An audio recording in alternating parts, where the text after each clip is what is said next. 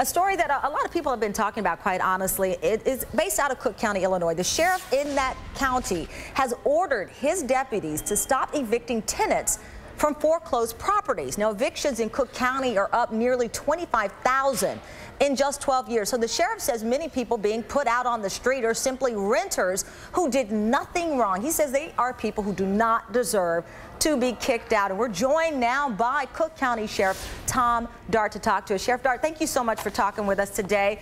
So let's get, I saw Rachel. Great talking to you again. Absolutely. My colleague Rachel Maddow was on last night, and she said you brought her to tears because it shows that there are people out there who still have a heart. How did you come up with this decision?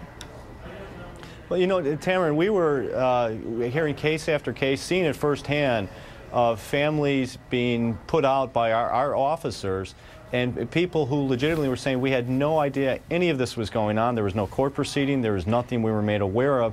And I'll be quite honest with you, I was no longer going to be party to this injustice, and that's really what it is. This isn't something where I am just saying that I am by fiat going to say that you bankers can't get your houses back that you have mortgages on. What I'm saying, though, is you have to let the people know that you're trying to throw out and do some level of due diligence before we're going to go ahead with this, because it's gut-wrenching, Tamara. I go out on these evictions, and when you see the little children, you see the seniors, you see these families, it's bad enough. But then when you add to it, they've done nothing wrong. They've paid their rent. They've done everything they're supposed to, and yet they're having all their possessions put out. They're being humiliated in front of everybody in the neighborhood, and more often than not, their possessions get stolen while they're sitting out there. And I'm not going to have anything to do with that. Let me ask you this. A spokesperson for the Illinois Mortgage Bankers Association says if you refuse to evict after it's been ordered by the court, that you can be held in contempt. What's your response to that?